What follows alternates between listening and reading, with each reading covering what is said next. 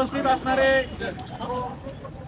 सर्व पत्रकार बांधव, वेगवेगळ्या सामाजिक संघटनांचे पदाधिकारी, राजकीय पक्षांचे पदाधिकारी, गेल्या काही दिवसांपूर्वी दिनांक 4 जुलै 2025 रोजी आपल्या एक पत्रकार भगिनी समर्थ भारतच्या संपादिका स्नेहाताई बारवे यांच्यावर वृत्तांकन करत असताना भ्याड हल्ला झाला. त्यांना अतिशय अमानुष मारहाण करण्यात आली आणि या घटनेचे पडसाद संबंध महाराष्ट्रभर उमटले. महाराष्ट्रभरच नाही तर अनेक दिल्लीमधले विविध चॅनल असतील, पोर्टल असतील, वेगवेगळे न्यूज प्लॅटफॉर्म असतील, अगदी पॅरिसमधल्या काही महिला पत्रकारांसाठी काम करणाऱ्या संघटना असतील, यांच्यापर्यंत या गोष्टीचे पडसाद उमटले. अगदी महाराष्ट्रभरातून नव्हे, देशभरातून नव्हे तर जगभरातून या घटनेचा तीव्र निषेध करण्यात आला. आणि आज आपण सगळे पत्रकार बांधव, विविध सामाजिक संघटनांचे पदाधिकारी, त्याचप्रमाणे वेगवेगळ्या राजकीय पक्षांचे पदाधिकारी या हल्ल्याचा निषेध करण्यासाठी आंबेगाव तालुक्यातील पत्रकार बांधवांच्या विनंतीला मान देऊन या ठिकाणी उपस्थित राहिलात. त्याबद्दल आपण सर्वांचं सगळ्यात पहिल्यांदा मी आभार मानतो. या ठिकाणी उपस्थित असणारे सगळ्यांची नावं घेणं आता शक्य नाही, परंतु सगळ्यांचं या ठिकाणी मनापासून आभार मानतो. सगळ्याच समाज घटकांनी या घटनेचा तीव्र निषेध केला. या पद्धतीने एखाद्या पत्रकाराला मारहाण होणं हे अतिशय निंदनीय आणि चुकीचं काम आहे. पत्रकार हा समाजाचा आरसा आहे. पत्रकारांनी आणि वेगवेगळ्या माध्यमांनी आपण पाहिलंय या देशाच्या स्वातंत्र्याच्या लढ्यात सुद्धा मोठ्या प्रमाणात योगदान दिलंय. अगदी आपण आपल्या राष्ट्रपिता महात्मा गांधींच्या बाबतीत जरी बोलायचं झालं तर इंडियन ओपिनियन सारखं त्यांनी त्यावेळेला नियतकालिक सुरू केलं.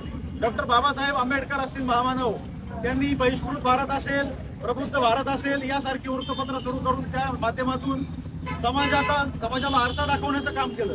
आणि या माध्यमातून एक सामाजिक चळवळ ज्या ठिकाणी उभी राहिली. आणि आज आपण पाहतो की आज मानवतावादी दृष्टिकोनातून आपण सगळे पत्रकार बांधव त्याच्याच पावलावरती पाऊल ठेवून पुढे चाललेलो असताना या पद्धतीचे हल्ले जे होत आहेत याचा निषेध करावा तितका कमी आहे. आपण सर्वजण या ठिकाणी उपस्थित राहिलात, मी जास्त काही बोलत नाही. आज आमची या पत्रकार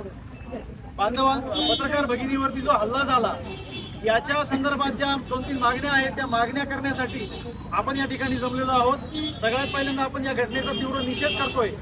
त्यानंतर सगळ्यात महत्वाचं या संदर्भामध्ये सगळ्याच लोकांची मागणी अशी होती, म्हणणं असं होतं की ज्या पद्धतीने हा हल्ला झाला, ज्या पद्धतीने हल्लेखोर त्या महिला पत्रकारावरती धावून गेले, हा हत्येचा प्रयत्नाचाच एक प्रकार होता.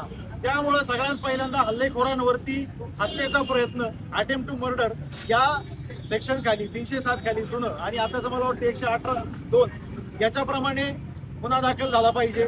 त्यानंतर सगळ्यात महत्वाचं आम्हाला अशी माहिती समजली की हल्लेखोर जे आहेत ते यापूर्वी गुन्हेगार आहेत, त्यांच्यावरती अनेक प्रकारचे गुन्हे वेगवेगळे दाखल आहेत, शिक्षा भोगून सुद्धा आलेत अशी आमची माहिती आहे.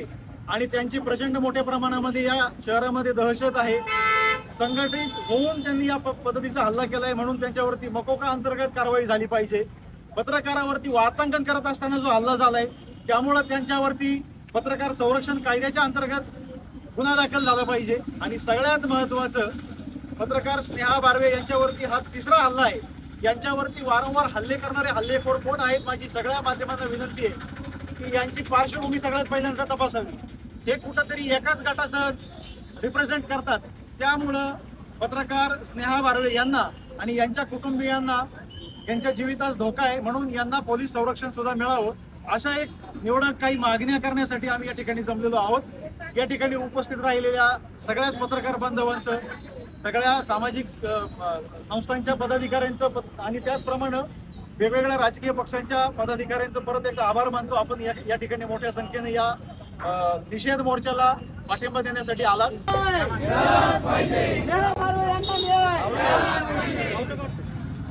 पत्रकार एकजुटीचा पत्रकार एकजुटीचा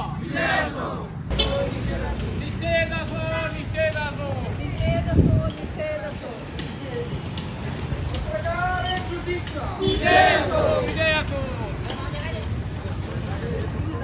भारत माता की जय.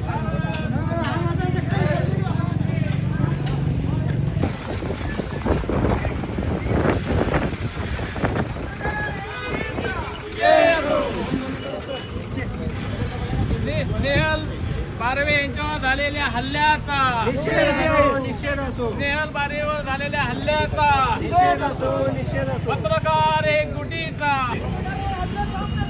थांबलेच पाहिजे थांबलेच पाहिजे. विजय असो विजय असो.